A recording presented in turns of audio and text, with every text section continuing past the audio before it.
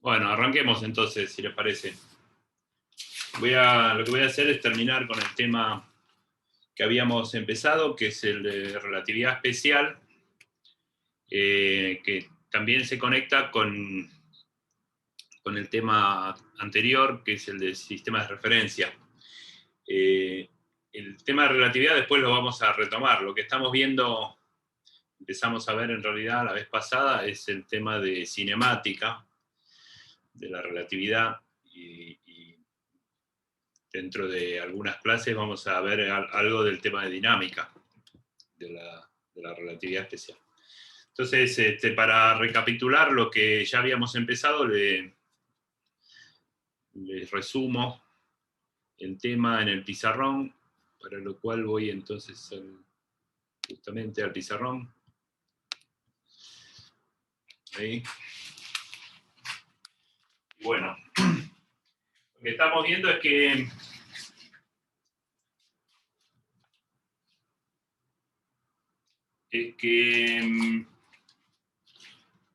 las cantidades que nosotros tomamos como absolutas, como lo son el tiempo.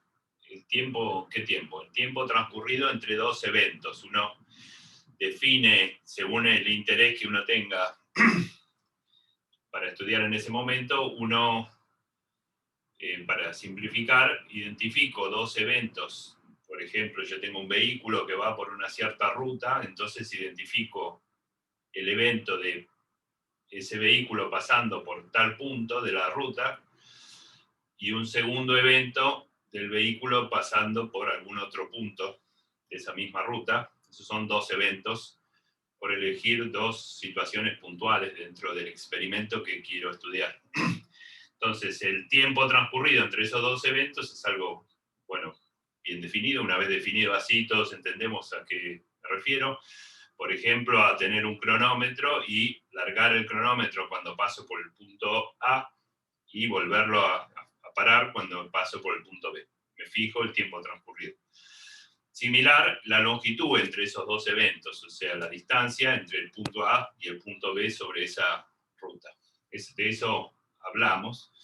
Y todos asumimos como obvio que ese tiempo es absoluto en el sentido que no importa quién lo mida, no importa qué observador haga el experimento, en tanto tenga un reloj como la gente y la medición la haga profesionalmente bien, o sea, aprieto el cronómetro en el momento preciso y demás, el tiempo va a ser absoluto, o sea, va a dar lo mismo cualquiera sea que lo mida. Y lo propio hacemos con la longitud, la distancia entre el punto A y el punto B, con tal que tenga una cinta métrica como la gente y lo mida con las precauciones del caso, cualquier observador va a obtener el mismo valor de longitud. Entonces todos decimos, sí, obvio. Eso ya lo venimos suponiendo desde siempre, porque nos resulta absolutamente intuitivo. Sin embargo, lo que empezamos a ver con este tema de relatividad especial, que eso no es absoluto en el sentido estricto de la palabra. Depende del observador. En particular, depende de la velocidad con que se mueve el observador respecto de los eventos en cuestión.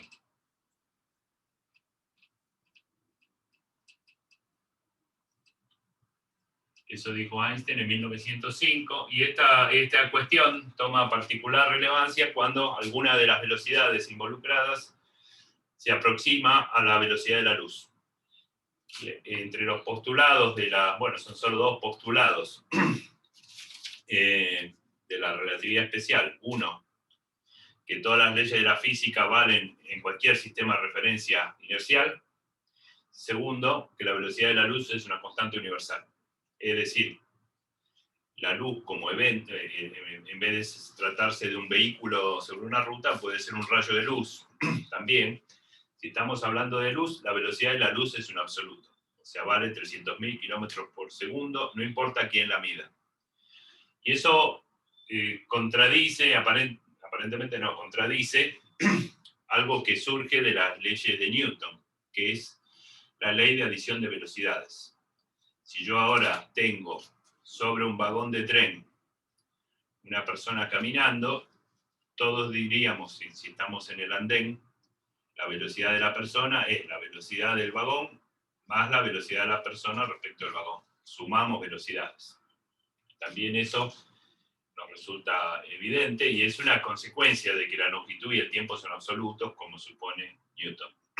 Sin embargo, si en vez de una persona caminando en el vagón lo que tengo es una linterna que emite un rayo de luz, para la luz esa adición de velocidades no vale. Entonces ahí hay una contradicción evidente entre la teoría newtoniana y cosas como la constancia de la velocidad de la luz, que ya se conocía experimentalmente a principios del siglo pasado. Entonces, lo que habíamos llegado a ver es que si uno identifica, tengo dos observadores que observan un mismo fenómeno, entonces, no voy a volver a repetir la clase, pero si tengo dos observadores que observan el mismo fenómeno, para simplificarlo, lo reducimos a evento 1, evento 2, y entonces tengo el evento 1 y el evento 2, que son objetivamente, por ejemplo, el vehículo pasando por el punto A, y el evento 2 es el vehículo pasando por el punto B. Pero ahora tengo dos observadores. Hay un observador, digamos, en reposo respecto de la ruta, y otro observador que se mueve a otra velocidad, podría ser, por ejemplo, un helicóptero. Entonces, esos dos observadores, los tiempos y longitudes que miden entre esos dos eventos son diferentes. Y dan esto, para arrancar entonces, esta relación entre tiempos. Estos son tiempos medidos por un observador y el otro, y lo propio con las longitudes. Uno saca por una cuestión de cinemática elemental que lo que está en el medio de esos tiempos y esas longitudes es la velocidad mutua entre los observadores, que es la misma. Si yo digo que el colectivo se mueve con velocidad v, las personas que van arriba del colectivo me miran a mí en la vereda y van a decir que yo me muevo con menos v. Y ambos tienen razón. Entonces, como esa velocidad v es común a esos dos observadores, de ahí surge inmediatamente que el cociente de tiempo es igual a la inversa del cociente de longitudes. Ahora bien, la mecánica newtoniana afirma, sin demostrar, que esto vale 1. Si yo digo que esto vale 1, eso es lo que dice Newton.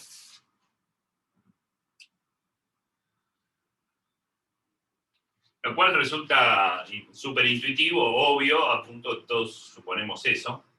Simplemente decir los tiempos transcurridos entre los dos, para los dos observadores es el mismo, y las distancias que miden ambos observadores es la misma. Lo que dice Einstein es que está bien, eso es lógico, pero no es cierto en rigor. Esto es gamma de B, eso dice Einstein. Y la situación de contradicción se salva por el hecho que si uno dibuja gamma de B, es una función que vale 1 casi siempre, salvo que nos aproximemos a velocidades próximas a la de la luz. La velocidad de la luz está claro que es súper alta, son 300.000 km por segundo. En rigor es la velocidad más alta que cualquiera va a poder medir. Y si uno grafica esa función gamma, es 1, la dedujimos para un experimento pensado la vez pasada, que era rebotar un haz de luz con un espejo y qué sé yo, y daba esto. Y si uno analiza esta función como es gamma como función de B, obtiene que,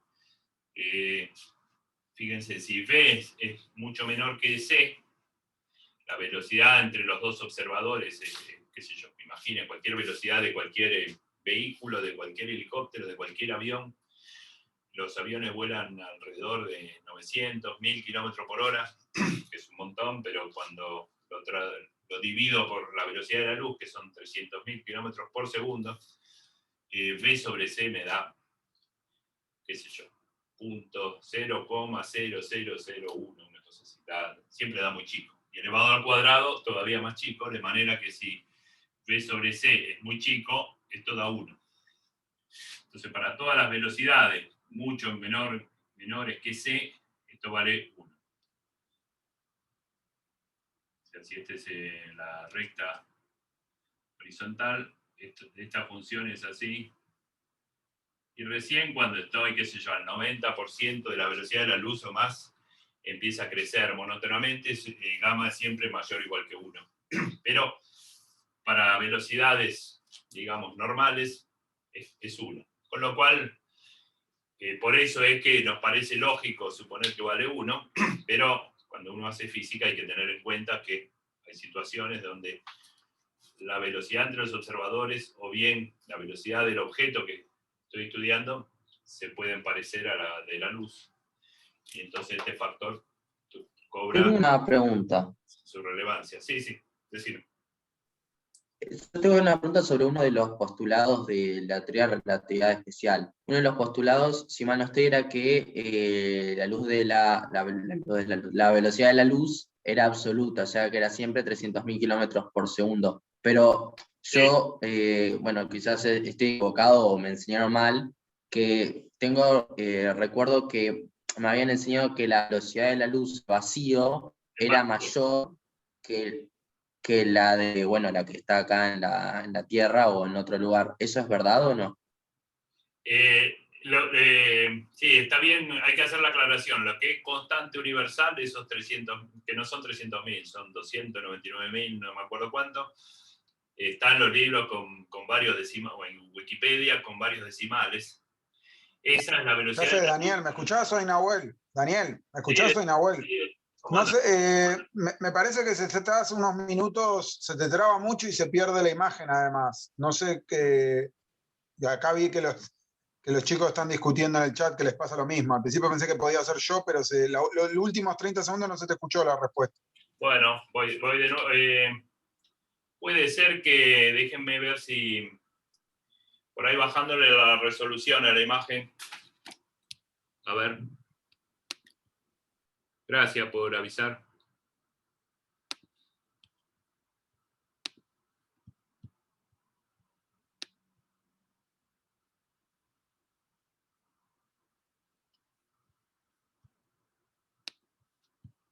Lo que pasa es que ahora le bajé la resolución,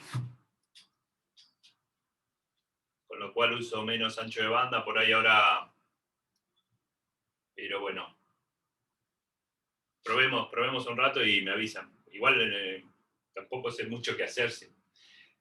O sea, con menor resolución de la imagen usa menos ancho de banda, por ahí entonces tiende a cortarse menos. Probemos eso. Y cualquier cosa me avisan, sí. Estaba en que la velocidad de la luz, que es constante universal, es la velocidad, lo que se llama velocidad de la luz en vacío. O sea, luz propagándose en el medio de la nada. Eso es constante. Cuando vos propagás luz en un medio como la atmósfera es un medio muy tenue, pero no es vacío. La velocidad de la luz se propaga a una velocidad un poquito más baja. Y si vos propagás luz adentro de un vidrio, se propaga a una velocidad también distinta, lo cual tiene que ver con lo que se llama el índice de refracción del medio. La luz se propaga en medios translúcidos.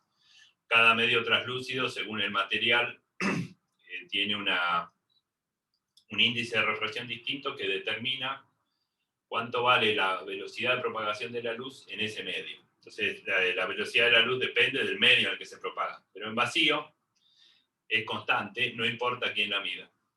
O sea, tenés razón, lo que me decías está bien, es una aclaración que tiene que ver con la óptica, no con la mecánica, por eso no me metía con eso, pero bueno, esa es la aclaración. Entonces, Gracias. sí, ¿te respondí? Ok, Sí, perfecto, gracias. bárbaro. Profe, ¿le paso una consulta? Acá. Igual fue Einstein el que dijo también que nada va a poder viajar mayor a la velocidad de la luz, ¿o eso ya se conocía? No es que es difícil, imagínense que hacer afirmaciones así.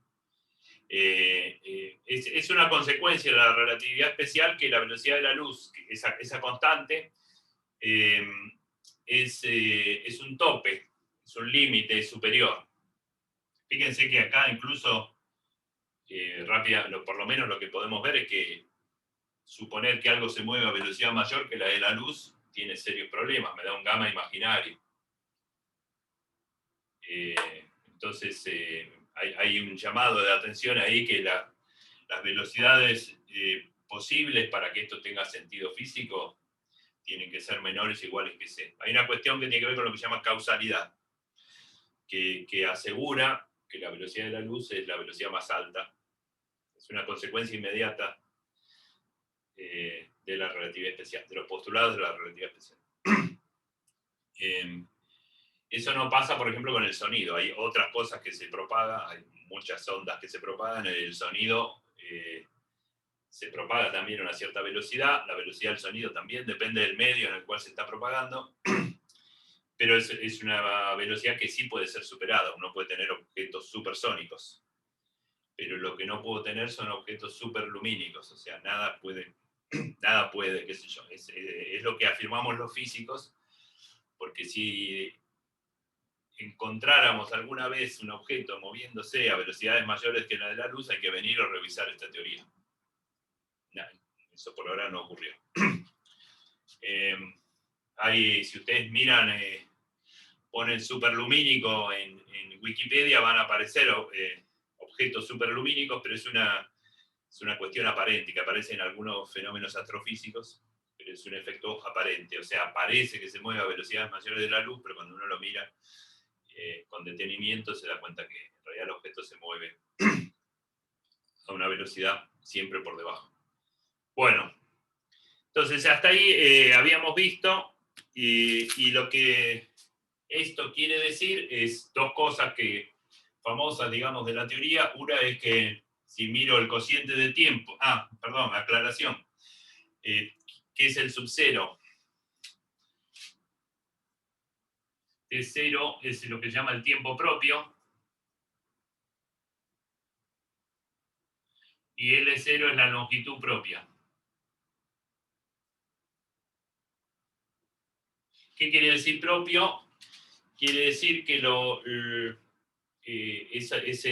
la distancia temporal o espacial entre esos dos eventos la mido en el sistema de referencia que está en reposo respecto de esos eventos. O sea, según el caso, si es el tiempo propio es la distancia temporal entre dos eventos que ocurren en el mismo lugar. O sea, yo tengo están los dos eventos. Por ejemplo, si se trata del vehículo, el vehículo que se mueve sobre la ruta, si yo observador, estoy arriba del vehículo y tengo el cronómetro, el momento en que paso por Chascomús y el que paso por, por Dolores, ocurren en el mismo lugar, que es en el vehículo donde estoy yo con mi cronómetro. Entonces ese sería ese tiempo medido por mí, sería el tiempo propio para esos dos eventos. La longitud propia es la distancia medida entre dos puntos por el observador que está en reposo. En este caso, la longitud propia la mide alguien que está en la ruta. La ruta está ahí quieta delante mío y yo tengo mi cinta métrica, me tomo todo el tiempo que necesite para medir la distancia. Esa sería la longitud propia para esos dos eventos. Y lo anterior era el tiempo propio. Entonces, el subcero quiere decir el tiempo y longitud propias. Ese observador que mide el tiempo propio o la longitud propia, son observadores distintos, ¿no? Fíjense lo que acabo de decir. Para el tema de la ruta, el que mide la longitud propia está en la ruta y el que mide el tiempo propio está arriba del vehículo. Pero bueno, uno es el tiempo propio, otro es la longitud propia. Y lo que me dice Einstein es esto, donde gamma es esta función que tiene este comportamiento. Entonces lo que deduzco es dos cosas, que t sobre t0 es gamma, que es esa función mayor o igual que 1, o sea que el tiempo que mide cualquier otro observador que no esté en reposo es T0 por gamma,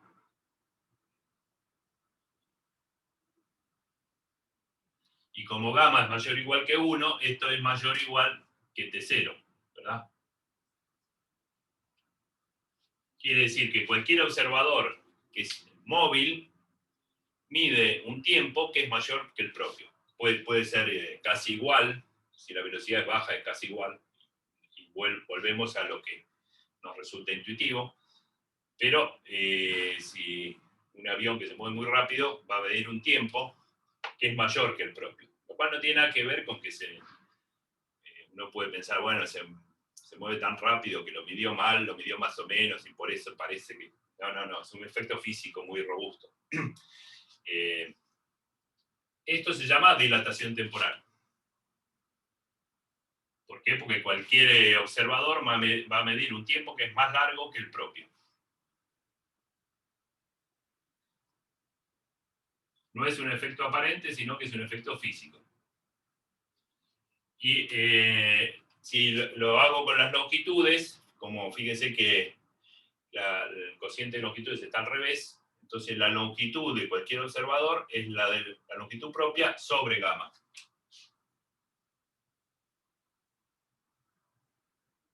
Como gamma es la misma función, mayor o igual que 1, su inversa es menor, 1 sobre gamma es menor o igual que 1, siempre. Puede ser casi 1 o mucho menor, depende de este gráfico. Pero 1 sobre gamma es menor, con lo cual esto es menor o igual que el de 0.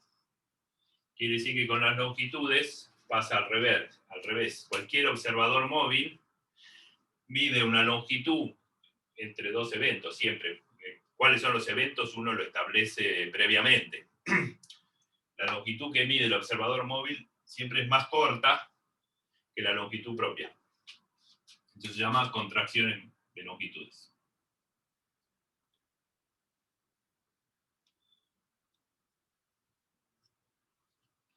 Bueno, hasta ahí el repaso. Todo eso vimos. Por supuesto, todo esto suena muy, muy loco, muy antiintuitivo. Tiene que ver con que esto empieza a importar cuando las velocidades se aproximan a las de la luz, que es algo que no nos, por supuesto, no nos tiene que resultar intuitivo, porque nunca nos movemos tan rápido. Pero es un fenómeno físico que ya tiene más de un siglo y que está súper verificado en montones de fenómenos que nos interesan incluso en la vida diaria. Entonces vamos a ver que frente a este cambio, habíamos dicho que no vale este cambio, o sea, relatividad especial en lugar de la newtoniana. Lo que no vale es la ley de adición de velocidades. La ley de adición de velocidades es una consecuencia a partir de las leyes de Newton y usar también implícitamente que el tiempo y la longitud son absolutas. Si estamos diciendo que eso no vale, entonces no vale la ley de adición de velocidades. Esa ley de adición de velocidades también es consecuente con lo que uno llama transformaciones de Galileo. Las transformaciones de Galileo son las transformaciones de coordenadas entre sistemas inerciales. Esas transformaciones las tenemos que cambiar si vamos a usar la relatividad especial. Las transformaciones que vamos a usar, y las vamos a deducir ahora, son las llamadas transformaciones de Lorentz. Entonces voy a borrar y digamos, ahora empieza la clase de hoy. En base a todo esto que ya vimos, vamos a deducir las transformaciones de Lorentz. Este tema, hago una aclaración antes, esta contracción de longitudes es un fenómeno, porque longitudes, como vivimos en un espacio de 3 dimensiones, puedo tener longitudes en 3 direcciones perpendiculares.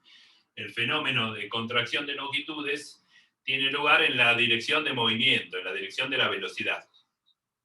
En las otras 2 direcciones perpendiculares, o sea, X, pongámosle, si la velocidad entre los móviles está en X, el observador móvil va a ver que las longitudes se contraen en esa dirección.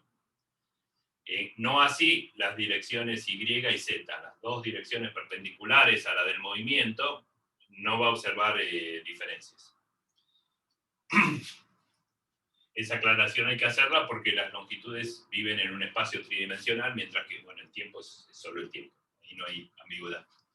Bueno, vamos a deducir en realidad las transformaciones de Lorentz.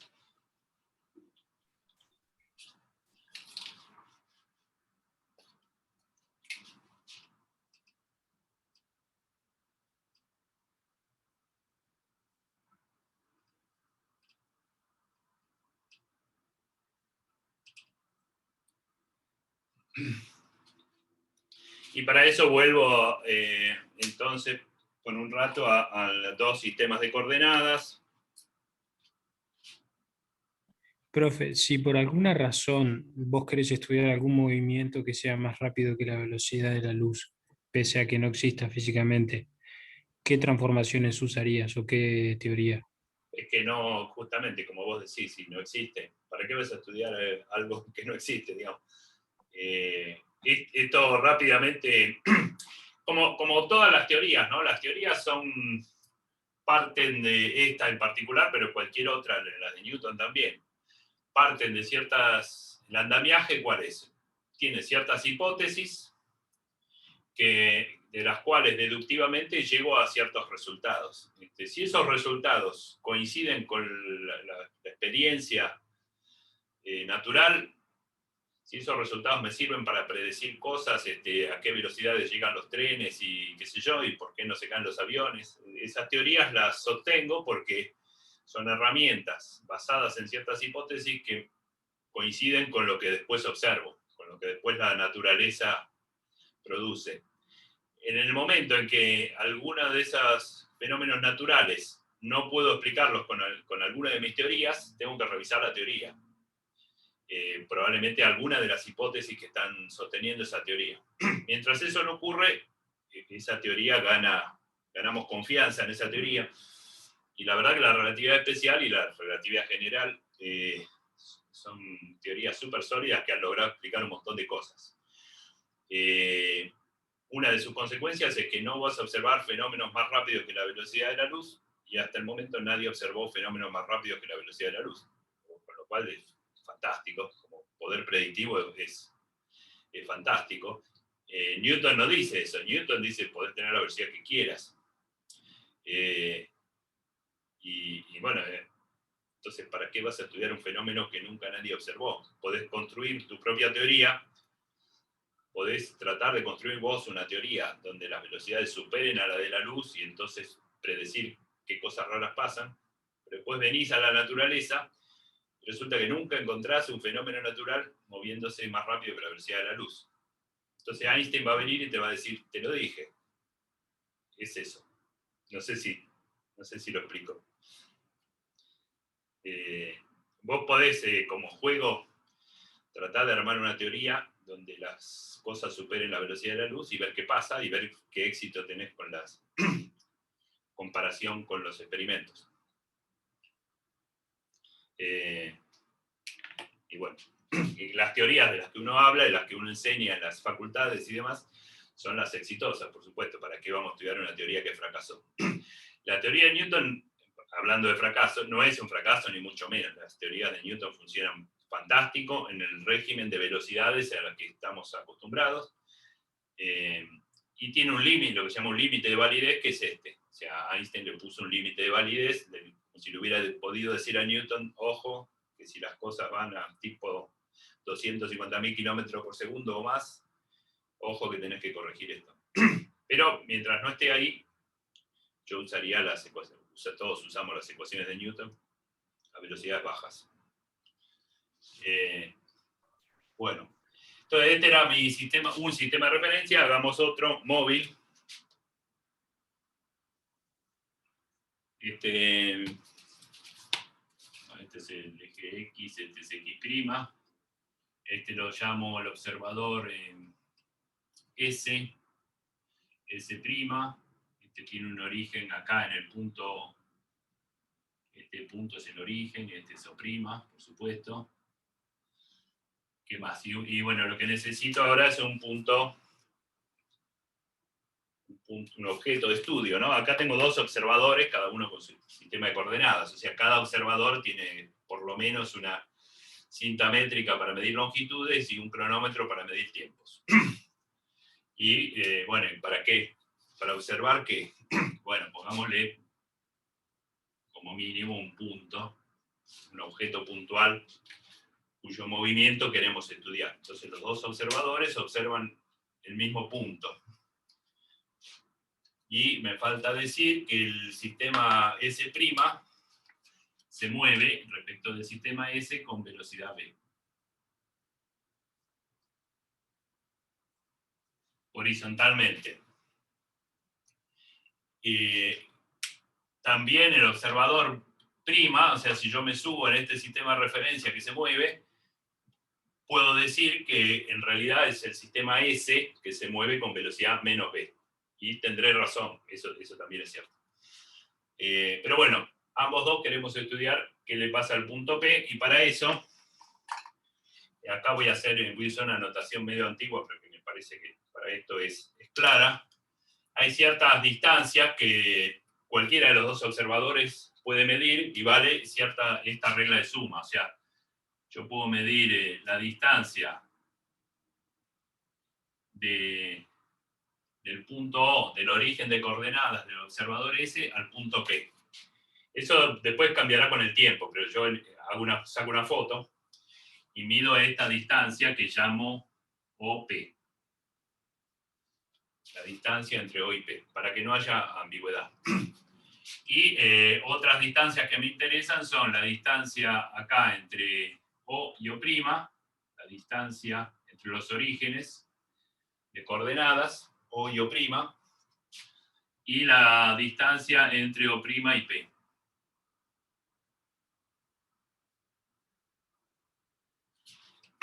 Y bueno, ahí vale, todas esas distancias a la larga me van a interesar. ¿Por qué? Y bueno, es más o menos obvio. La distancia OP, puedo decir, esa es X.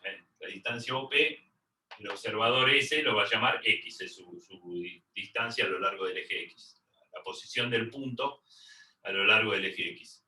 La distancia entre O y O' tiene que ver con la posición relativa entre los dos observadores. Y de O'P, fíjense que va del origen del sistema móvil al punto P, de O'P sería X'. Pero acá hay que, y por lo tanto, vale esta regla de suma evidente por el dibujo, la distancia entre O y P será igual en todo momento a la distancia entre O y O' más la distancia entre O' y P. Eso sigue valiendo para Newton y para Einstein. La salvedad que quiero hacer es que este cálculo lo puede hacer el observador S y el observador S'. O sea, cualquiera de los dos va a hacer sacar esta conclusión obvia. Pero lo que no va a ser cierto es que la distancia OP medida por el observador S no va a ser igual a la distancia OP medida por el observador S'. O sea, esta distancia que mide uno va a ser distinta de la del otro, esta también, pero los dos van a poder decir que cuando sumo estas dos me da la tercera. O sea, entonces hago esta aclaración. Esto vale, esta suma, vale para S y S'. Pero los términos de esa suma no son iguales de uno y otro. Los dos van a hacer la suma y les va a dar bien en su sistema de referencia. Entonces, esa es un poco la sutileza de esto. Profe, sí. Una pregunta. Pero el resultado de la suma no va a ser igual en ambos casos. No, claro. O sea, supóngase, uno puede decir 5 es igual a 3 más 2, dice uno, y el otro dice 7 es igual a 3 más 4. Los dos tienen razón. Pero 5 no es 7, eso quiere decir. Ok. Gracias. Ahora vamos a ver por qué un poco. El por qué tiene que ver con lo que estábamos repasando recién. Entonces vamos a tratar de poner en claro qué es cada una de estas. Acá tenemos estas tres longitudes que pueden medir cualquiera de los dos observadores, lo cual da 6 números. Tenemos 6 números, en principio, diferentes. Pero tratemos de usar lo que sabemos de la clase pasada o del repaso de recién. Entonces, por ejemplo, algunas de esas distancias las necesitamos y otras por ahí no. La distancia OP. Y acá le voy a agregar un índice que es quien mide DOPS. Esto no es que está elevado, es otro índice. La distancia entre el punto O y el punto P medida por S.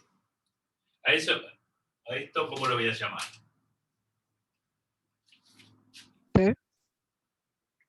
¿Cómo? T. La longitud. No, ahí está. X.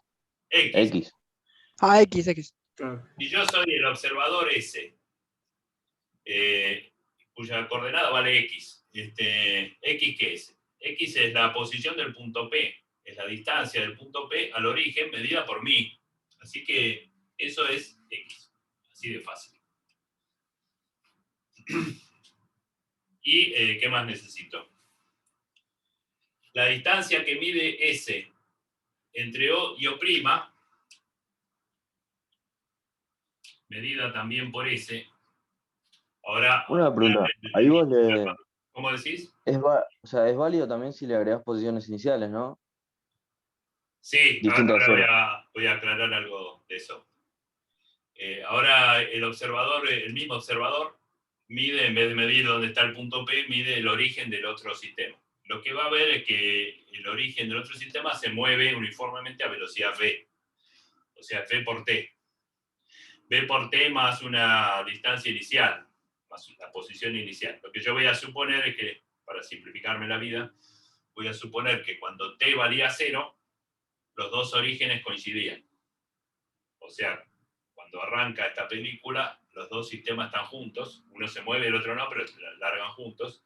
Entonces, esta distancia directamente puedo poner que es v por t. Eso supone que O y O' coinciden en t igual a 0.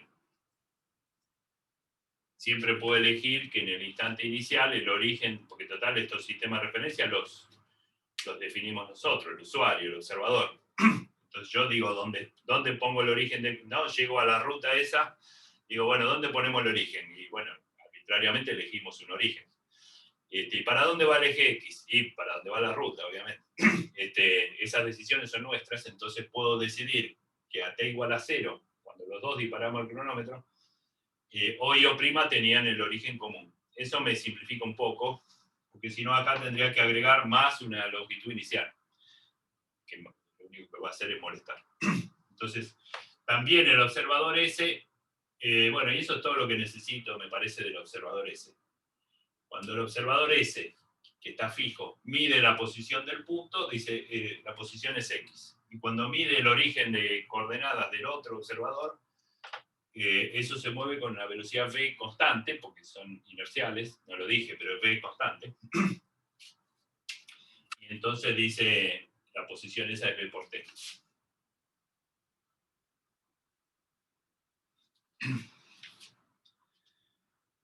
Ahora, ¿qué es lo que ve S'?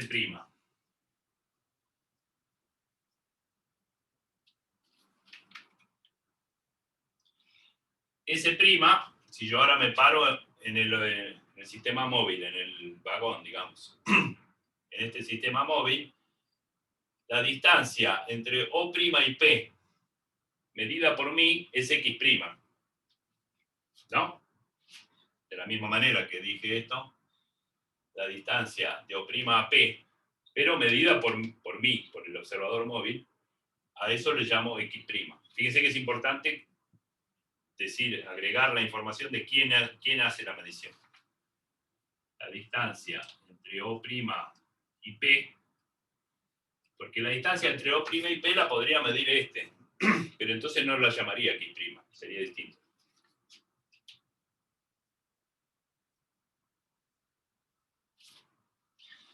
Y entonces ahora podemos hacer lo esencial para la transformación de Lorentz, que es decir lo siguiente. Cuando yo estoy midiendo, yo soy O', y mido la posición del punto P desde mi sistema de referencia, yo soy el observador, estoy midiendo la longitud propia, X', la distancia O', P, el que obtiene la longitud propia es el observador primado, porque es el que está en reposo, bueno, es el que está en reposo respecto del punto O', y el punto P si estuviera quieto. Entonces, La longitud propia no era del O, ¿no? O sea, el tiempo propio había entendido yo que era del O'.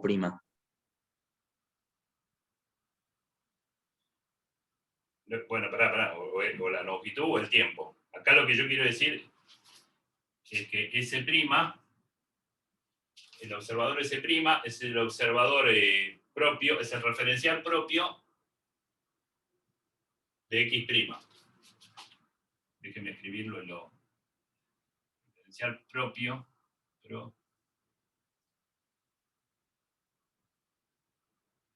es decir, si yo voy a medir X', o sea, la distancia entre O' y P, la persona que está en reposo para medir esa distancia, X' es S'. Eso. Entonces, en cambio, si... Perdón, ¿podría hacer una pregunta? Claro, claro. ¿El punto P se mueve con la velocidad v constante también, entonces? Sí, el punto P, para que sea interesante, se va a mover. Ahora, después vamos a ver eso. Pero por ahora, hagamos de cuenta no, es una foto. O sea, le sacamos una foto. Entonces el punto P está en ese...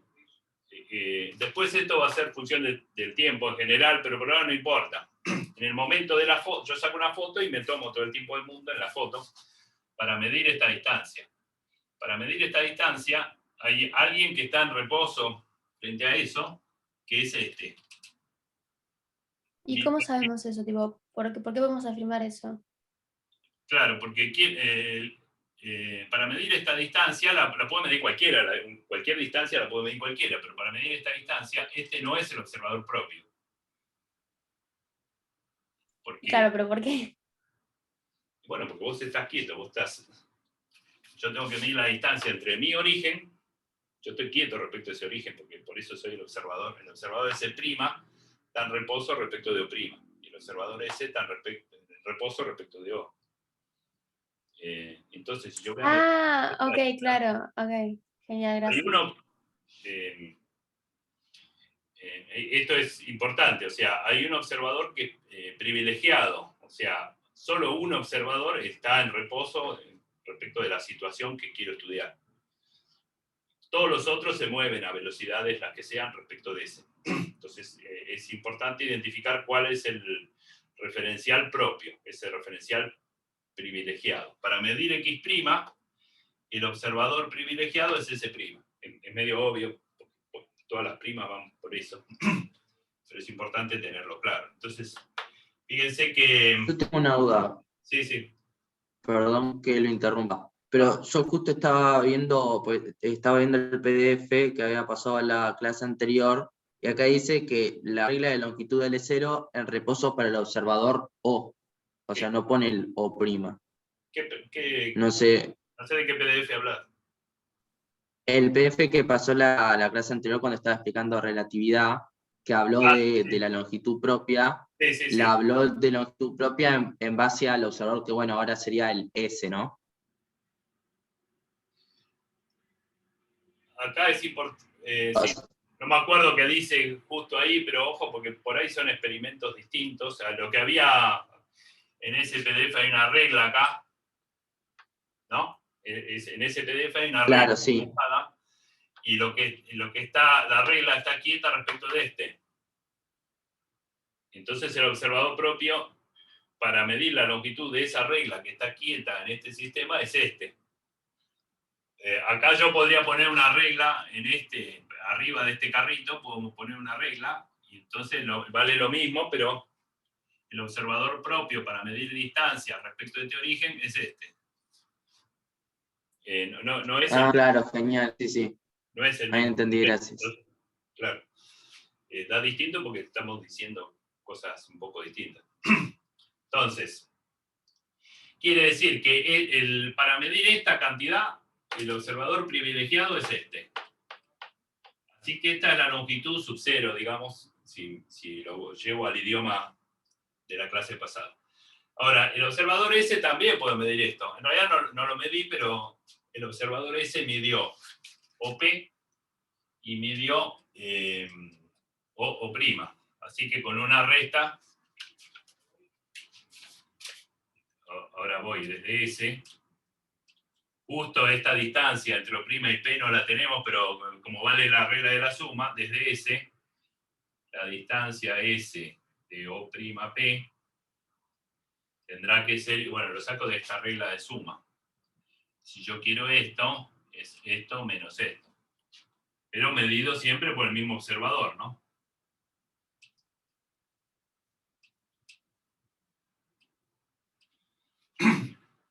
La regla de suma, que, bueno, es suma, es súper básico. Para los dos es cierto, pero los dos, dijimos recién, le dan valores distintos. Entonces, quien tiene que hacer esta resta elemental es ese. Y bueno, esto sí lo tengo y esto lo tengo, está ahí arriba. O sea, la distancia OP medida por S es el valor de la coordenada X para ese observador. Y la distancia entre los sistemas de referencia para el mismo observador es B por T.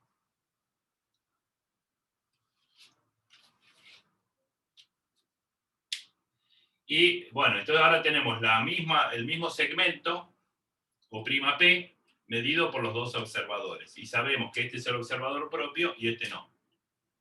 Fíjense que si yo no le diera bolilla a Einstein, diría, bueno, pero estas dos, no importa quién la midió, o sea, Newton, es decir, es no prestarle atención al supraíndice este. O sea, si es S o S' da lo mismo, porque las longitudes son absolutas. Entonces uno que concluye que X' es X menos B por T, que estas dos cosas son iguales.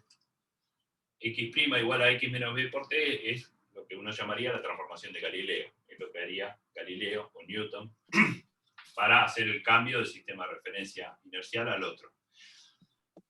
Como lo que estamos viendo en relatividad especial, uno diría, recordando del apunte de la clase pasada, L0 sobre L es igual a gamma de B. Esto, que lo escribí en el pizarrón anterior, llevado a esta situación, ¿quiénes son las dos longitudes que me interesan?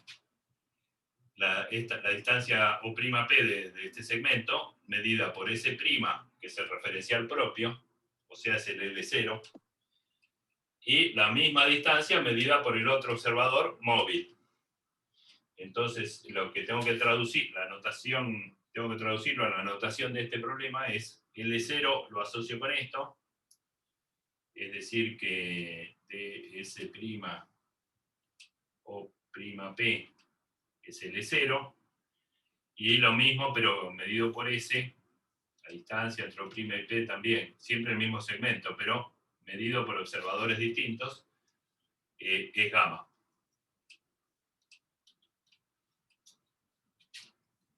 Y bueno, ahora sí le pongo porque esta notación antigua, como les dije recién, de distancias entre puntos, no es cómodo, es muy engorrosa, pero bueno, dijimos que ds' o' P es X', y el denominador es X menos B por T. Y eso vale gamma. Es decir, finalmente, por ejemplo, que si despejo X',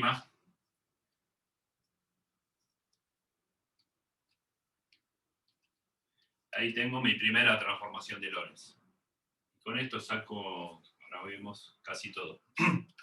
Quiere decir, si yo soy el observador S, estoy en el andén, y mido longitudes y tiempo con mi cinta métrica y mi cronómetro, mido X, mido T, y veo que hay un vagón que se mueve a velocidad V, le digo, mi longitud es tanto, mi tiempo es tanto, y vos te movés a velocidad V, tiene todos los datos para sacar X'. Entonces, el observador móvil puede, a través de esta transformación de Lorentz, saber cuánto vale para él o ella la coordenada de ese mismo fenómeno, el punto P. ¿Ok? Muy bien, esta es la primera transformación de Lorentz. Uno diría, bueno, fíjense que acá, como para Galileo o para Newton, los tiempos son absolutos, T y T' serían iguales, y ahora vamos a ver enseguida que eso no es cierto acá. O sea, así como yo tengo que transformar las longitudes poniéndole prima a las cosas que mido yo, observador móvil, también tengo que poner prima al tiempo. El tiempo prima que voy a medir yo va a ser distinto que el tiempo que mide el observador fijo. Ahora enseguida vamos a eso. Y punto P se está moviendo a B constante, ¿no? B constante, por eso los dos observadores se llaman inerciales. Sí. ¿Quién es B? Ok, pero... Sí. O sea, no S', sino el punto P se está moviendo con la misma velocidad que S', ¿no? No lo sé todavía. Ahora eso lo vamos a hacer haciendo cinemática en los dos sistemas. Punto P, esto es una foto. Todo este pizarrón es sobre esa foto. El punto P se mueve para que todo esto tenga gracia.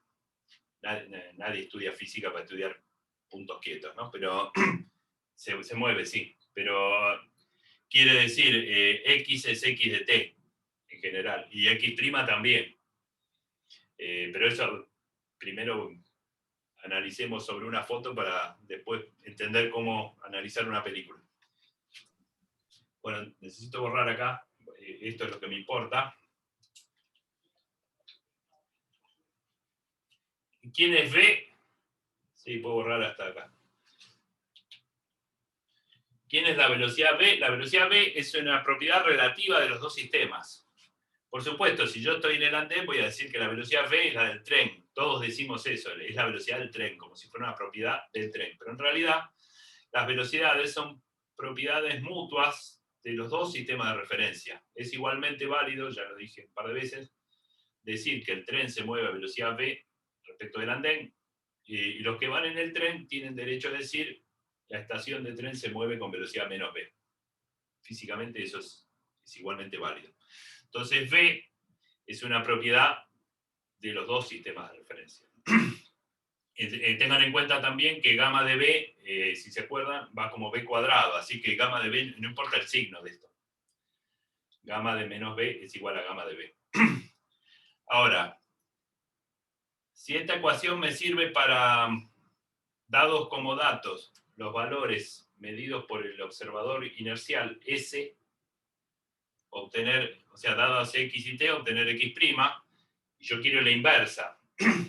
O sea, ¿cómo sería si fuera al revés? Si los datos los tiene el observador móvil conoce X', T', y yo quiero saber cómo obtener X y T. O sea, dado X y T, obtengo X' y T'. Y viceversa, eso no lo sé. ¿Cómo hago la inversa? Hay una forma muy fácil, que viene de la simetría, de decir, de la misma manera que el observador S dice S' se mueve con velocidad V, lo que acabo de decir es igualmente válido decir, en realidad el que está quieto es S', y el que se mueve con velocidad menos V es S. Entonces, de suponer eso, o sea, para la transformación inversa,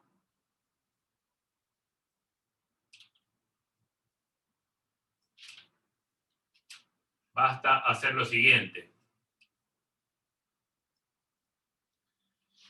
Donde dice X y donde dice T, lo cambio por X', o sea, nos invertimos los roles, ¿no? Tenemos dos observadores, X y T, y la velocidad V es lo que dice el observador S. El observador S' dice X' en su idioma, es X', T' menos V. Y bueno, invertamos los roles. Tiene que valer lo mismo la cuenta si el que afirma esto, en vez del observador S, fuera el observador S'. Entonces, formalmente todo lo que hay que hacer es cambiar. Donde dice X pongo X', donde dice T pongo T', y donde dice B pongo menos B. ¿Y eso qué me da? En la misma ecuación, ¿no? En esta ecuación o en cualquier otra que aparezca. Si yo quiero la transformación inversa, me disfrazo del otro observador con criterio, ¿no? Que sería esto. Entonces cambio esos roles, digo, entonces x' es x. B lo cambio con menos b, pero gamma de, hay que hacer una aclaración acá, como gamma es, les recuerdo, es una función de b cuadrado. Entonces gamma de menos b es igual a gamma de b. ¿Verdad? Entonces a la hora de cambiar b por menos b, gamma no cambia nada. Y bueno, en el paréntesis estamos cambiando x por x', menos b por b y t por t'. Y ya está. Esta es la transformación inversa. No está despejado lo que necesito, tal vez, pero está. ¿Qué es lo que tengo que hacer de acá? Bueno, lo que tengo que hacer, no sé, lo que conviene hacer de acá es despejar t', que todavía no lo tengo. O sea, dados x y t, yo puedo calcular x', pero todavía no conozco t'. Pero aparece acá, entonces acá despejo t'. Porque la relación entre x y x' también va de esta, ¿no? Entonces... Todo esto es para S, ¿no? Todo esto lo está haciendo S, o S'. Esto lo afirmaría ese... Bueno, no importa quién lo afirma, lo pueden hacer los dos, porque esto es un cambio formal, ¿no? Esto es solo sentido común, es un cambio formal que lo puede hacer cualquiera de los dos. Tanto el observador fijo como el móvil pueden hacer este análisis lógico que estoy haciendo yo. Es decir, pero si yo, con mi notación, digo esto, aquel que está allá, a lo que yo llamo X, él lo llama, o ella, X', lo que yo llamo T, lo llama T', y yo lo veo moverse con velocidad v, él me ve moverme con velocidad menos v. Eso lo podemos decir los dos y todos nosotros. Y de ahí resulta este cambio. Para yo... Perfecto, gracias. Claro. O sea, esto es válido. Acá ya está aclarado. X es la posición que mide el observador S, X' la mide el observador S', todo lo que es primado lo mide S' y lo que no lo mide S. Los dos observan una velocidad mutua v en módulo, que es la misma, porque es común a ellos. Acá despejo T'. Despejar T' es medio plomo, pero es solo despejar. Porque para eso uso esta otra ecuación. Fíjense, acá tengo X, X', T', hago un par de pasos, es medio engorroso, lo hago rápido, después lo chequean ustedes. Despejo T' acá, entonces me queda X, para despejar T' acá, me queda X menos gamma X',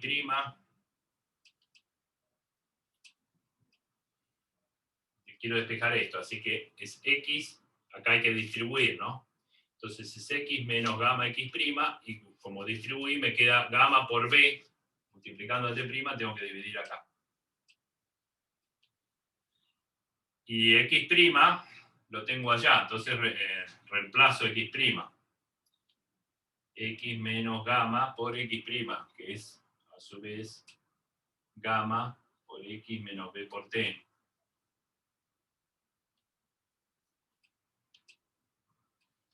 Y ahí ya lo tengo, porque fíjense que ahora está desprolijo, digamos, pero tengo T' como función de X y T. Lo que tengo que hacer es juntar, acá tengo X y acá tengo X. Entonces los quiero juntar, o sea, para lo cual tengo que distribuir gamma y este otro gamma, y bueno. Acá, después de 2 o 3 pasos de cálculo, uno termina obteniendo esto.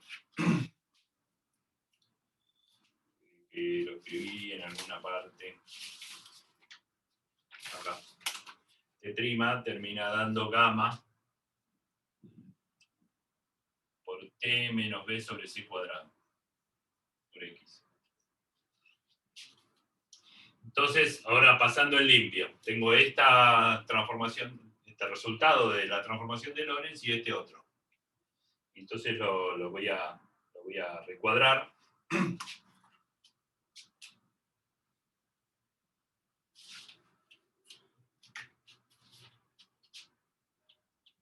para completar la transformación de Lorentz, que era lo que venimos buscando, es esto. Por un lado, lo que borré recién, x' igual a gamma de b por x menos b por t. Por otro lado, esto que obtuvimos recién, bueno, con un par de pasos acá hay que hacer álgebra nada más, por eso me ahorro un poco de pizarrón nada más. T' es gamma por t menos b, bueno, eso que está ahí, t menos b por x sobre c cuadrado. Y otras que ni siquiera hago porque no hace falta, que son y', ¿no? Porque las coordenadas de posición son x y z. Y acá tenemos para x', que es la que importa porque la velocidad es en esa dirección. ¿Qué pasa en y? ¿Qué pasa en z?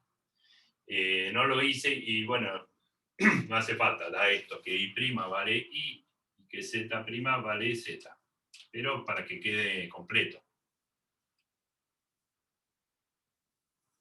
Quiere decir, si el observador que está en el andén, el observador S, mide para el evento que sea, para el punto P, en ese momento, a ese instante, mide la posición y el tiempo, o sea, X, Y, Z, T, le pasa los datos a un observador móvil que se mueve con velocidad V, lo que debería tener es X', Y', Z' y T'. O sea, los 4 valores, que son las 3 de coordenadas y el tiempo, medido por 1, con esta transformación de Lorentz obtengo lo mismo para el otro observador.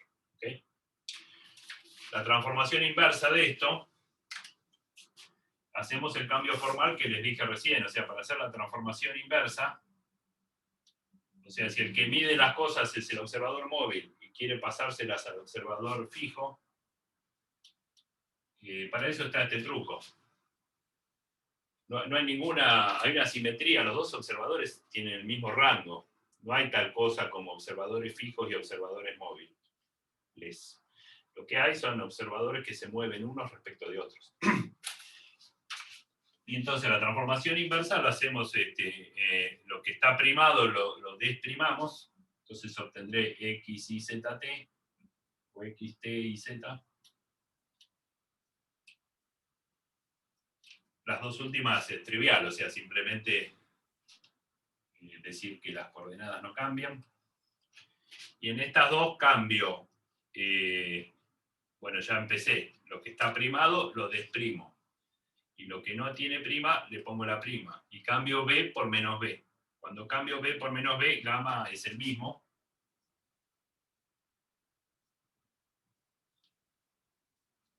Y después, entonces, esto es x'. Acá va más b por t'. Y acá lo mismo, cambio t por t', menos b por b, y x por x'. Esa entonces es la transformación inversa, y mutuamente, una es la inversa de la otra, para que se vea esa asimetría que hay entre pasar de un sistema de referencia al contrario. Con las transformaciones de Galileo pasa lo mismo. Las transformaciones de Galileo también vale esa simetría, pero además vale que los tiempos, es mucho más sencillo, t es igual a t', y x' es x menos b por t. Profe. Estas serían las transformaciones de Galileo. Para que estas sean las transformaciones de Galileo, gamma tendría que tender a 1, si gamma vale 1, y además este término vuela. Eso es más difícil de justificar. Si gamma vale 1 y este término no está, esta ecuación dice simplemente que t' es igual a t. Esta sí queda, pero esta no. Bueno, esto sería como formalmente estas transformaciones de Lorentz pasan a ser las de Galileo si yo hago el límite, tomo el límite formal de velocidad de la luz tendiendo a infinito. Si c tiende a infinito, entonces para c tendiendo a infinito gamma tiende a 1 y este término vuela y este se queda. Bueno, hagamos, no sé si había una pregunta ahí, pero hagamos un intervalo de 5 minutos. Yo te quería preguntar si, por ejemplo, tengo una partícula y tiene una aceleración que cuando yo le integro una velocidad que en determinados rangos no es superior a la velocidad de la luz, pero cuando yo prolongo el tiempo la supera. ¿Qué mecanismo físico hace que eso no, No va a no pasar. sea verdadero? Para eso tener un poco de paciencia, tenés que esperar a que veamos algo de dinámica relativista y que veas que a medida que uno aumenta la velocidad de un objeto, eso hace que aumente su masa, o sea, su inercia, y que entonces como el objeto va ganando masa, cada vez te demanda más energía acelerarlo un poquito más, con lo cual vos nunca llegás a superar la velocidad de la luz. O sea que la masa también es relativa. Esperen varias clases para eso, pero en un cierto sentido. En el sentido de que cuántos átomos componen el borrador, no, porque por más que yo lo acelere, la cantidad de átomos es la misma, pero la masa como medida de la inercia, o sea, de la dificultad de acelerarlo un poco más, esa masa relativista aumenta, lo cual hace que ese límite de acelerarlo, a ver si lo logro superar la velocidad de la luz, sea inalcanzable. Con lo cual toda la teoría tiene su cierre, digamos, todo suena lógico en ese nuevo contexto. La velocidad, experimentalmente, se observa que nada supera la velocidad de la luz y la teoría misma te dice por qué eso pasa. Entonces, la teoría desde el punto de vista lógico es correcta, cierra, todo tiene sentido, lo cual no quita que la naturaleza un día se le ocurra que aparezca una partícula que supere la velocidad de la luz, pero nadie nunca lo observó, entonces.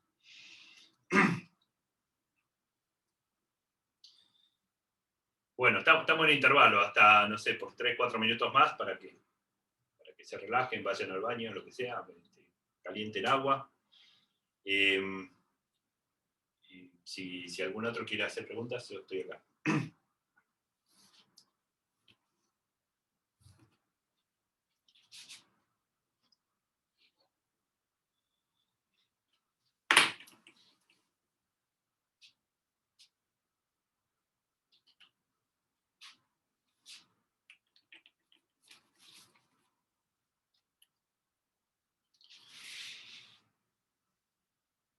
Che, Nahuel, ¿está por ahí? Sí. ¿Se escuchó mejor ahora esta parte o no escuchaste más quejas por lo menos? Yo no leí más quejas, pero tal vez se me pasó alguna, pero lo que yo noté que no se te volvió a trabar al menos el audio. Entonces me parece que sí, que era eso de la banda. Es mi conexión que usaba mucho Si antes. algo que puedes hacer también, si no tenés la computadora conectada al cable, es conectarla al cable. Eso es también ayuda, por si la tenés simplemente el Wi-Fi. Ah, para no usar el... No, necesitaría unos cuantos metros de cable. No puedo. ¿Querés que te compre unos cables, Daniel? No tengo ganas, quiero decir. Sí, ya sé.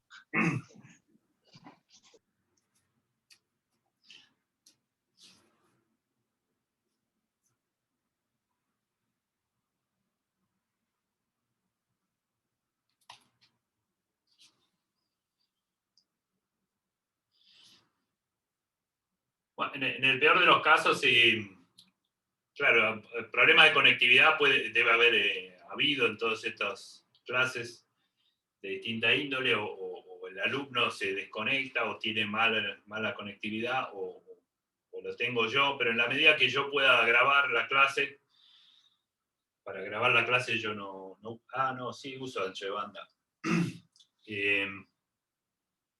Bueno, probablemente no. Digo, en el peor de los casos, a la noche pueden ver la grabación, si es que hay tramos que se les perdieron, ¿no?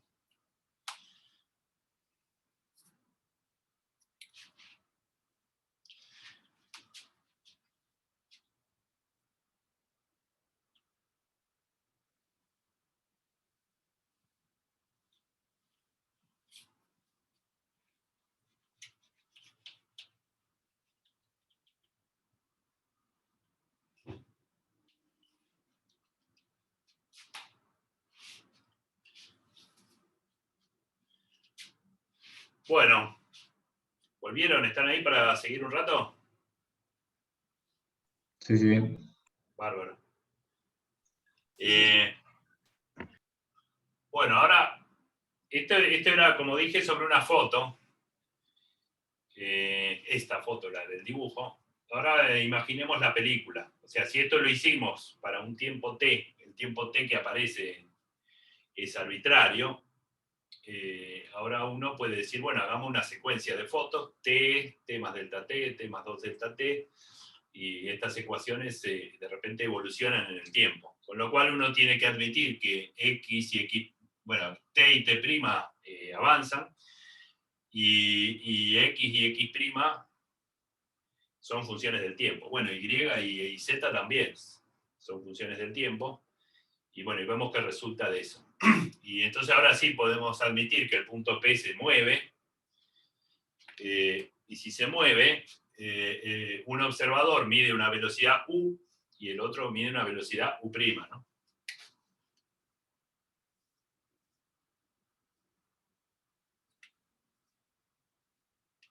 Y no sé cómo hacerlo, o sea, un poco distinto.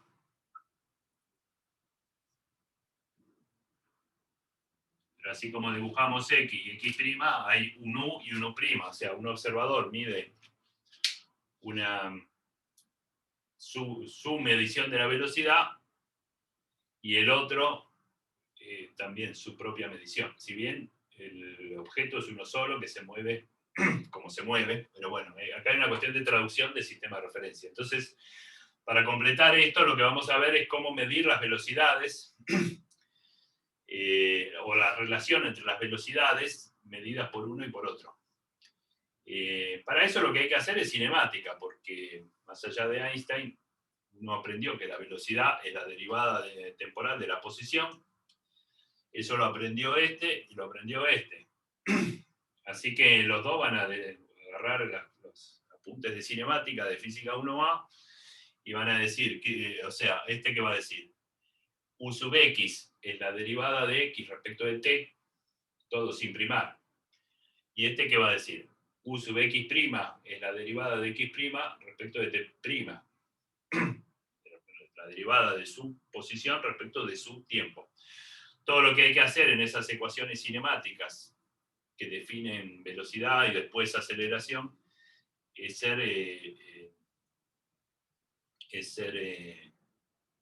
consciente de que tengo que usar siempre mis mediciones. O sea, no tengo que mezclar la velocidad de uno con el tiempo del otro.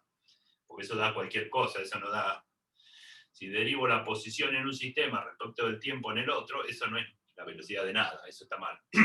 Entonces, bueno, eso es lo que hay que tener. Y entonces, lo que voy a hacer es diferenciar estas ecuaciones, por ejemplo, estas. Si yo diferencio estas ecuaciones, a ver, lo que dije recién es esto, o sea, U, o sea, para S, ¿qué es lo que dice S? Va a decir que la deriva, perdón, U es, arranqué mal, U, o sea, sin primar, es la derivada de su posición, o sea, sin primar respecto de su tiempo. Y S' va a decir que U', que es la derivada de su, este R que es el vector formado por X y Z, ¿no? U' es lo mismo, pero prima, respecto de T'. Y nada, hay que hacer eso con cuidado. Entonces, diferenciando esta o la inversa, cualquiera de las dos, uno puede obtener relaciones entre las velocidades de ambos observadores.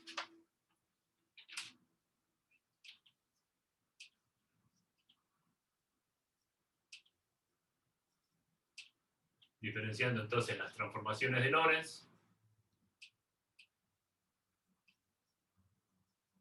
A mí me basta con esto. Entonces, ¿qué voy a obtener? Si yo diferencio acá, voy a obtener de este lado de velocidades primadas respecto de velocidades sin primar. Entonces, por ejemplo, diferencial x' es gamma El gamma depende de la velocidad. La velocidad entre los sistemas de referencia es constante, porque son observadores inerciales. Entonces, gamma no hay nada que diferenciar. Lo mismo, B tampoco. Acá hay que diferenciar de X menos B de T. Si yo digo que, miren esto, U sub X es la derivada de X respecto de T. O sea, como cálculo auxiliar, mirando la componente X de esto, digo que U sub X es de X a de T. Es decir, que dx es U sub X diferencial T. Acá haciendo un abuso de notación, como si esto lo hicimos ya otras veces, ¿no? Acá, por un lado dijimos, esto ojo que es una notación de derivada, pero acá pareciera como si fuera un cociente. Pero bueno, es como un cociente, esto vale en el límite de delta t tendiendo a 0.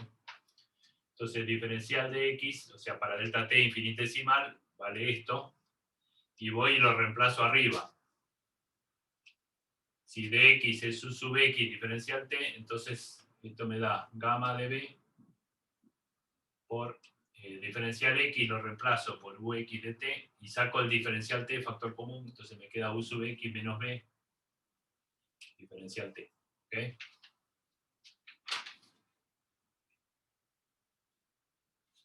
Y por ahora diferencié la primera ecuación, hago lo mismo con la segunda. Después las otras son muy fáciles, así que la segunda es diferencial t'. Ojo, porque uno dice, fíjense, ¿qué es lo que no hay que hacer? En este renglón uno dice, bueno, acá está el diferencial x' y acá está el diferencial t, lo paso dividiendo y ya está, diferencial x sobre diferencial t es velocidad. Pero esta es la diferencial de x', la variación de longitud que mide el observador móvil, y este es el tiempo medido por el observador fijo. Ese cociente no tiene sentido físico. Es el desplazamiento medido por uno dividido el tiempo medido por otro. Eso no es la velocidad de nadie. Entonces lo que tenemos que hacer es dividir diferencial x', dividirlo por diferencial t'. Y en el límite, eso me va a dar la velocidad ux'. Entonces por eso diferencio la segunda ecuación. Gamma. Profe, no entiendo cuando haces referencia a los límites. ¿A qué te referís? En el límite de delta t tendiendo a 0. O sea, esta ecuación la hago y a la vez estoy pensando que esto es cuando el diferencial de tiempo, porque ¿cuál es el dibujo que está detrás de esto? Está esta foto y una foto tomada un delta t después. ¿No? Si yo, eso es lo que hacen las grabadoras de video o los celulares hoy día. O sea, saco una foto, dejo transcurrir un tiempo corto, delta t, saco otra foto.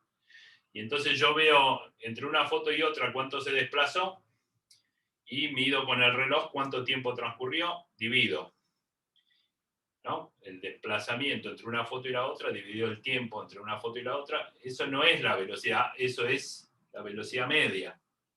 Para tener la velocidad instantánea, tengo que mentalmente hacer el proceso de límite, que el tiempo entre las dos fotos tiende a 0. Ah, ya entendí. Una operación. Igual es la definición de derivada que se hace por límite. Claro, exactamente. O sea, la derivada de f respecto de x, bueno, acá con esta notación no se va a entender. O sí, qué sé yo. La derivada de f respecto de x no es f de x más delta x menos f de x, que es lo que estoy diciendo, dividido delta x. Es eso, falta un límite. Para que sea la derivada, falta un límite. Y acá no hay ningún límite. Lo que digo es que mentalmente tengamos en cuenta que esto vale en el límite. No vale para un dt finito. Pero en definitiva, en los cálculos no cambia nada. Uno escribe eso. teniendo eso en claro, la notación esta de que parece un cociente es práctica. Entonces, estoy diferenciando, perdón, acá no va el prima. Estoy diferenciando esta. Diferencial t', gamma, diferencial t, menos b sobre c cuadrado, no hay que, son constantes, no hay que diferenciar nada. Diferencial x. Acá de nuevo, diferencial x puedo usar que es su x diferencial t, lo uso de vuelta acá, entonces. Si reemplazo diferencial x por ux de t, saco de t factor común. Si saco de t factor común, acá me queda un 1. Y acá me queda ux por b sobre c cuadrado. Profe, en el chat preguntan qué es gráficamente ahí U'. Es la velocidad, no sé cómo marcarla, porque U es la velocidad que mide S y U' es la velocidad que mide S'. Son no sé cómo, en otro color o no sé. U' es la velocidad que mide S', es esto. Son distintas porque las miden, son distintas no por culpa del punto P, sino por culpa de que los observadores son distintos. Entonces simplemente dibujé un vector distinto. Genial. Una pregunta. Sí. Ahí cuando calculó diferencial t, aplicó diferencial a la x porque x depende de t, ¿no? Claro. En el último. Y en el primero, no, también le aplicó a diferencial t porque influye en la distancia. X depende de t. O sea, de nuevo, la contraparte gráfica de esto es decir, si estas relaciones son para una foto, o para una foto, ahora dejo transcurrir un tiempo diferencial delta t y el punto se movió un diferencial x. Pero el diferencial x lo miden tanto el observador fijo como el móvil. Uno lo llama diferencial x y el otro lo llama diferencial x'. Y lo propio pasa con el transcurso de los tiempos. Los dos tienen un cronómetro igualmente bueno. Uno mide diferencial t y otro mide diferencial t'. Y teniendo eso muy presente, cada uno hace cinemática y obtiene velocidades. Eso es lo que estamos haciendo. Cinemática ya sabemos. Lo único que hay que tener es cuidado de no mezclar mediciones de uno con las mediciones del otro. Bueno, entonces acá tengo, y bueno, hagamos los dos últimos que son fáciles. Diferencial y' es diferencial y, no hay que diferenciar esto. Si el objeto se estaba moviendo en forma oblicua, entre una foto y la siguiente, vamos a ver que se corrió en altura un poquito, diferencial y, y el otro observador también. Resulta ser que los diferenciales y son iguales, y los z también. Pero el desplazamiento en x no son iguales. Acá está la relación. Ahora, creo que puedo borrar las transformaciones que ya las usé para obtener velocidades. Para obtener velocidades lo que tengo que hacer es decir esto. Ux' es dx' sobre dt'. Y ya tengo todos los ingredientes. De diferencial x' hasta acá, diferencial t' hasta acá. Entonces obtengo velocidades haciendo un cociente de incrementos y de nuevo, mentalmente, el límite cuando el tiempo transcurrido entre una foto y la siguiente tiende a 0. Perdón, Daniel, ¿por qué en la ecuación de diferencial x b no está dividido c al cuadrado? Un poco más a la derecha. Eso. ¿Acá? Sí. No, esta no lleva. Ok. No, bueno, la acabo de borrar. Fíjate, la primera transformación de Lorentz es x menos b por t. Ok, joya. En la segunda, que tiene los tiempos, sí va esto. Perfecto. Y en Gracias. caso de duda, fíjate las unidades también. Esto tiene unidad de longitud, y esto es b por tiempo, está bien. Y acá si no tuviera el c cuadrado acá me daría cuenta, porque velocidad por longitud no es tiempo. Entonces por las unidades, está bien. Si vos, Perdón. no, sospechar que hay algo mal está bien. Una manera de chequear eso es mirar las unidades. Pero en este caso está bien. Obtengo velocidades, entonces. ¿Cómo obtengo velocidades? Bueno, dividiendo desplazamientos dividido el tiempo transcurrido. Eso es cinemática, es la definición de velocidad. El cuidado que tengo que tener, vuelvo a repetir, es que los desplazamientos y los tiempos los mide el mismo observador, porque si no, no tendría sentido físico. Entonces, Ux', lo que voy a hacer es obtener Ux' como diferencial X' dividido diferencial T', y el límite, que no lo escribo, pero bueno, está implícito. Con lo cual construyo una notación de derivada, que es ese cociente y el límite. Y bueno, ¿qué da eso? Da diferencial X', que es el numerador, es esto. Gamma por Ux menos B. Ux menos B diferencial T. Y el denominador es esto, diferencial T' es gamma de nuevo, que se va a cancelar, entonces es esto dividido esto. Fíjense que se va el gamma y se va el diferencial T, que está bárbaro. Entonces me queda este paréntesis dividido este paréntesis. Ux menos B sobre 1 menos UXB sobre C cuadrado. Fíjense que si fuera Galileo, o sea, en el límite de velocidad de la luz tendiendo a infinito, esto no estaría. Y lo que tengo acá es adición de velocidades, es decir, Ux' es Ux menos B, o sustracción en este lado, pero bueno. Lo que uno llama adición de velocidades, es decir, si alguien camina arriba de un tren, su velocidad es la del tren más la velocidad del caminante respecto al tren. Eso es adición de velocidades, eso es esto.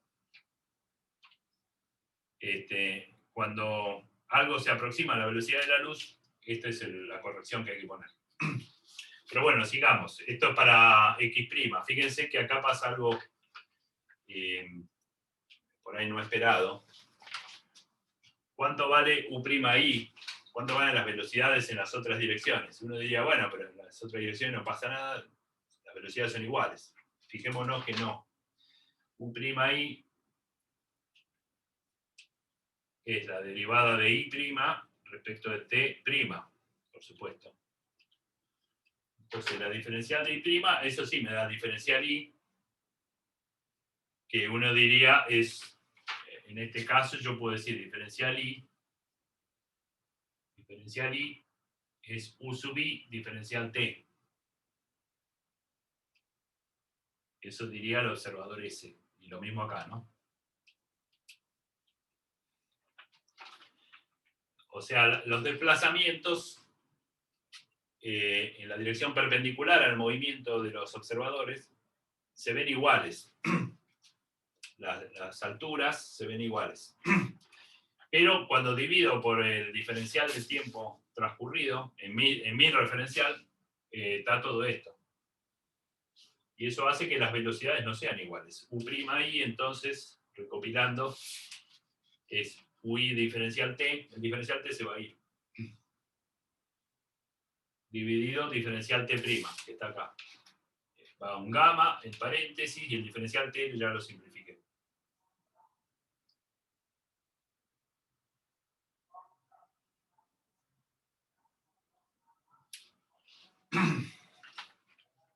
Entonces fíjense que U'I no es Ui. Si bien los desplazamientos I e I' son iguales, las velocidades no son iguales. ¿Por qué? Porque los cronómetros son distintos. El tiempo que ve transcurrir un observador y el tiempo que ve transcurrir el otro, entre esas dos fotos, es distinto. Eso hace que las velocidades sean distintas. Acá me falta UZ, pero UZ es la misma historia, ¿no? O sea... Profe, una consulta. Sí. Cuando dividís UI, dice gamma por 1, o sea, en el paréntesis que dice 1 menos UX o UI. X. Porque estoy copiando esto. Ok, gracias.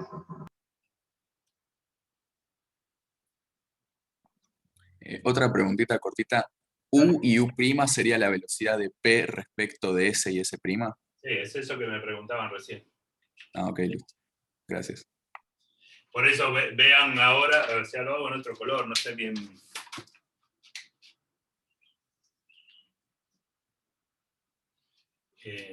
Ahora queda claro que cuando un observador y el otro miden la velocidad de este punto, obtienen resultados distintos. Uno obtiene UX, UI, UZ, y el otro obtiene U'X, U'Y, U'Z, que no son iguales.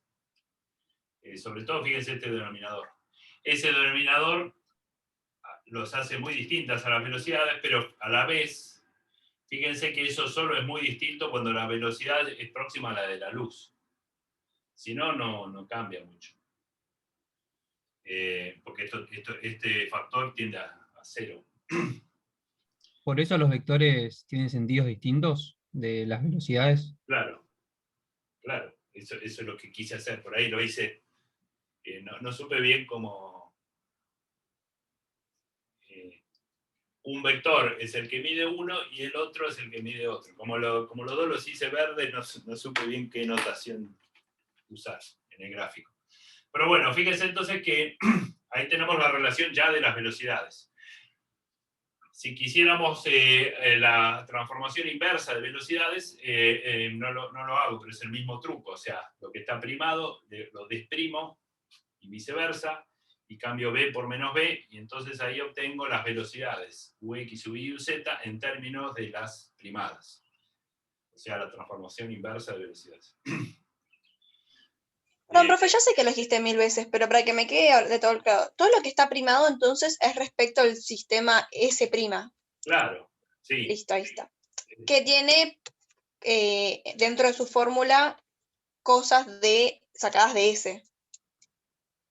Claro, las transformaciones de Lorentz, bueno, todo lo que está acá es justamente una transformación, o sea, toma los datos de un observador para obtener la misma cantidad medida por el otro, y viceversa.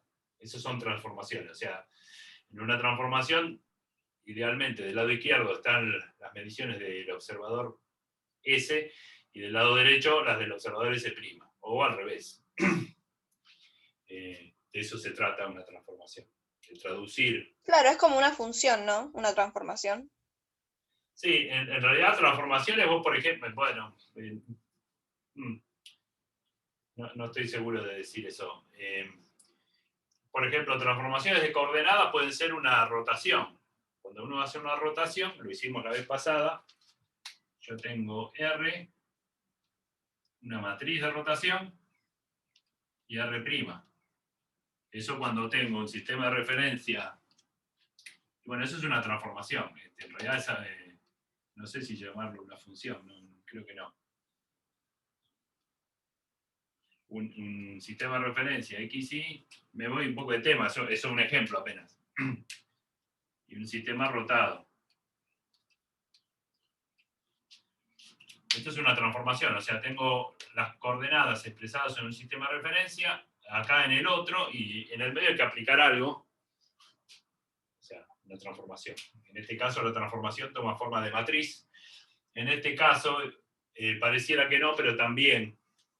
Fíjense que ya estamos usando, cuando hablamos de mecánica newtoniana, trabajamos con X y Z, y escribimos vectores de 3 coordenadas, y el tiempo es otra cosa. El tiempo es un escalar que va por otro carril, porque además es absoluto. En cambio, en relatividad, el tiempo está acá, por ejemplo. Acá hay 4 transformaciones, 4 ecuaciones de transformación. El tiempo aparece como si fuera una coordenada más. Eso lleva a pensar una forma de escribir todas las transformaciones de Lorentz como un sistema vectorial con 4 componentes, X, Y, Z, T. Y entonces, de hecho, si lo pienso así, pero no lo voy a hacer ahora, eso solamente queda, es muy elegante y qué sé yo, pero las transformaciones de Lorentz son estas que vimos. Uno puede pensar, si está dispuesto a poner X... Una pregunta. Espera un segundo. estoy dispuesto a escribir X, Y, Z, T, una matriz de rotación en un espacio de 4 dimensiones, donde el tiempo parece una cuarta coordenada. Eso existe, eso se puede hacer, y entonces las transformaciones de Lorentz se ven como una rotación en un espacio más grande. Sí, perdóname, te escucho. No, acá no está suponiendo un sistema privilegiado, sí. No, que hay uno estático y otro que se mueve, si lo vieras al revés, si se viera al revés, seguiría todo válido. Por momentos yo digo un sistema fijo para que me entiendan, para no decir S se prima todo el tiempo, pero en realidad lo que hay es un punto que se mueve como quiere.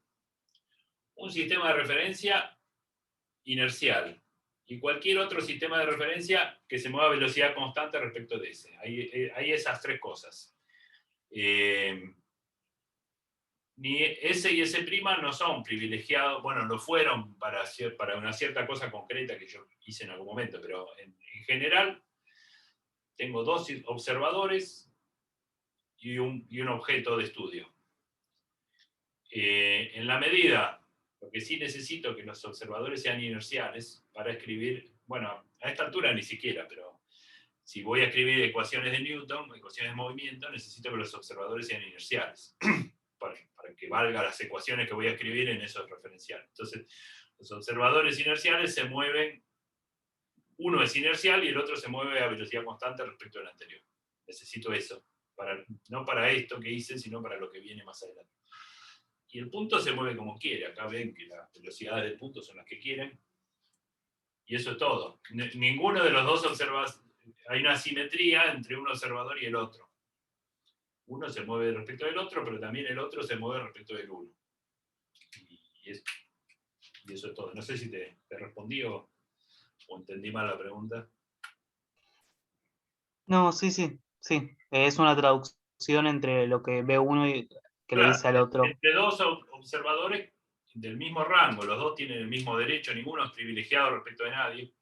Podría hacerlo en algún ejemplo concreto, podría hacerlo. A lo mejor en algún caso el punto P está fijo en un sistema, entonces ese es un observador propio para ese punto, pero acá no dijimos eso. Bueno, hagamos un ejemplo para terminar. Profe, o sea que si ahora derivaríamos esas velocidades no va a dar todo cero, ¿no? Porque son inerciales. No. Lo que te va a dar cero es cuando uno puede repetir esto para este cálculo de diferencial y qué sé yo, para obtener relaciones entre aceleración. Se puede hacer, háganlo. Yo no lo hago, pero por falta de tiempo en realidad. Lo que va a dar cero es la derivada de v. V, que es la velocidad entre los observadores, es constante. Acá está. U sub x no. Es decir, U no y U' tampoco. Entonces, U sub x es U sub x de t. Y lo mismo con U sub y. O sea, las partículas se mueven como quieren. Lo que pasa es para no poner que depende del tiempo en todos los lados. Si vos derivás cualquiera de estas ecuaciones, no da cero. La derivada de U', lo que pasa es que hay que tener cuidado. Tenés que derivar U' respecto de t'. Entonces ahí te vas a dar cuenta lo útil que es hacer cocientes de incrementos. Uno puede diferenciar esto. Entonces tenés diferencial U'x y lo divido por dt'. Divido diferenciales, bueno, divido dos diferenciales, pero en el mismo sistema. Si están primado uno, están primado el otro. Y eso me va a dar la aceleración en un sistema. Eso se puede hacer un paso más, tiene sentido, porque las aceleraciones son las causas del cambio de estado de movimiento, se vinculan con las fuerzas. Pero no lo voy a hacer. Lo que voy a hacer es un ejemplo, que sería... Sí, vamos a hacer otro dibujo, pero... Pongamos luz. El punto P, que sea un rayo de luz. Bueno, yo las estoy borrando, porque necesito el espacio, pero las voy a usar enseguida. Entonces tengo un observador fijo, S, un observador móvil,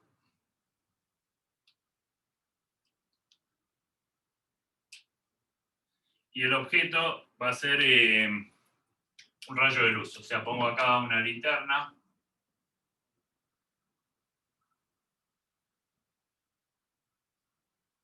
Un rayo de luz que se mueve a la velocidad de la luz. O sea, arriba de un vagón de tren hay alguien con una linterna en la dirección de movimiento del tren, para hacer todo unidimensional, que sea más fácil, ¿no? Y bueno, quiero ver, para este observador, si yo estoy arriba del tren y prendo la linterna y me pregunta a qué velocidad se mueve la luz, voy a decir C, porque ya lo sé. ¿Y a qué velocidad se mueve la luz respecto del observador fijo en el andén? Uno diría, bueno, falta poner, este observador se mueve con velocidad V. El tren se mueve, ¿no? Galileo hubiera dicho, la velocidad de la luz visto por el observador S es V más C. Si en vez de luz fuera una persona caminando, diríamos eso, es la velocidad del tren más la velocidad de la persona caminando. Y si es un rayo de luz, es la velocidad del vagón más la velocidad de la luz. Fíjense que con solo hacer eso, obtendría un objeto moviéndose más rápido que la velocidad de la luz. Eso le daría a Galileo, digamos. Pero si aplicamos las transformaciones de velocidad que obtuvimos recién, vamos a ver que no. Es decir, en estas condiciones, como la linterna está quieta en S', U'X, o sea, la velocidad del objeto horizontal en el sistema primado es C. ¿No? O sea, si yo estoy arriba del tren, no hay ninguna duda. Arriba del tren, prendo una linterna, la luz se mueve con la velocidad de la luz. Es obvio. La pregunta es, ¿cuánto vale Ux? O sea, U es la velocidad de este fenómeno. Esto es U.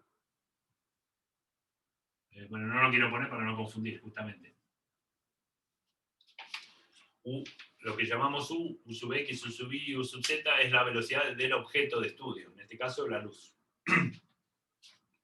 Entonces, si U prima X vale C, la pregunta es cuánto vale U sub X. Para eso tengo las relaciones que vimos recién. Uso que, y acá vuelvo a escribir solo una de las ecuaciones que vimos recién. O sea, Tendrían que dar lo mismo, ¿no? Claro. Pero a Galileo no le hubiera dado eso. Le hubiera dado la velocidad de la luz, a Galileo le hubiera dado más grande que la velocidad de la luz. Parece un juego de palabras, pero... Esta relación que teníamos recién, donde V de nuevo es la velocidad entre los observadores, y U sub X y U sub X' es la velocidad de la luz, en este caso, medida por S y S', respectivamente. Entonces la cuestión es, si U' X vale C en este caso particular, ¿cuánto vale U sub X? U sub X está acá, bueno, y acá, y U' X me dicen que es C. Entonces lo pongo, y a partir de acá es álgebra nomás. Podríamos haber usado la transformación inversa, ¿no? Y salía directo. Correcto, bueno, a ver.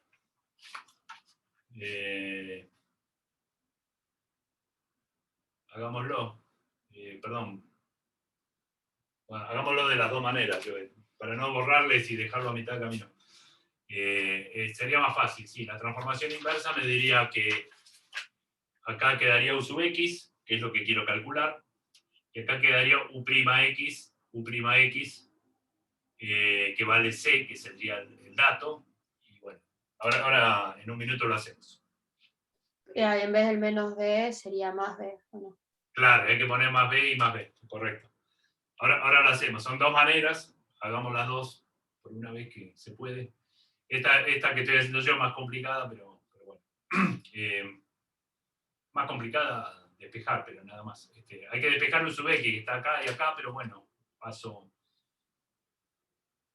Acá paso esto multiplicando, distribuyo C menos UV por UX sobre C, porque distribuí este igual a UX menos B. Entonces ahora lo que tiene U sub X lo pongo del mismo lado, o sea, esto lo paso sumando, esto lo paso sumando, entonces me queda C más B. Y del otro lado me queda U sub X más B sobre C por U sub X.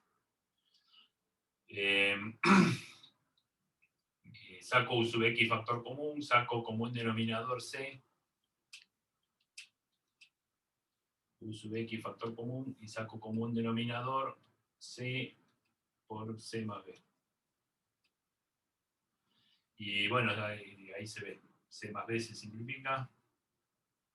Y U sub X vale C. Pese a que hay una transformación no trivial que diría, bueno, si esto vale C, esto vale, no sé, pero otra cosa, y sin embargo no. Da lo que tiene que dar. Más fácil es, usando la transformación inversa,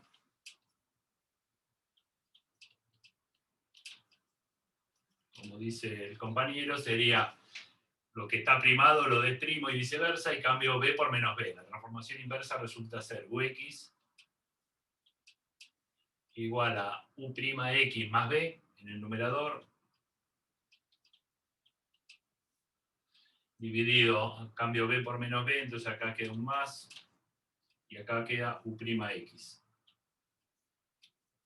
Como U'X vale C, reemplazo U'X por C. X por C, entonces se simplifica en parte. Saco como un denominador ahí abajo y vuelve a pasar, bueno, lo mismo.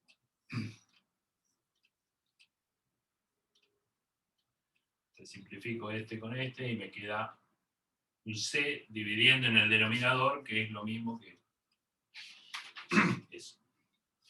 Bueno, o sea, lo hicimos de dos maneras, porque es fácil, pero comprobamos entonces que efectivamente las transformaciones de Lorentz respetan que si algo en un sistema se mueve a la velocidad de la luz, en cualquier otro sistema de referencia también.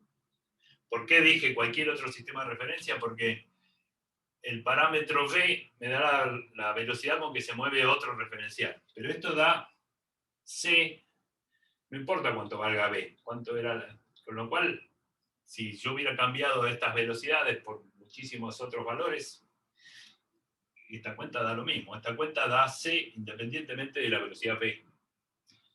Entonces, obtuvimos que si en un sistema de referencia inercial algo se mueve a la velocidad de la luz, ese objeto se mueve a la velocidad de la luz en cualquier otro sistema de referencia inercial. Bueno, terminamos. Es un buen momento para terminar. A horario, por una vez, son menos 10. Hagamos intervalo de 15 minutos, si les parece, hasta ahí 5. Y bueno. Una pregunta. Sí. Tipo, así, tipo de curiosidad.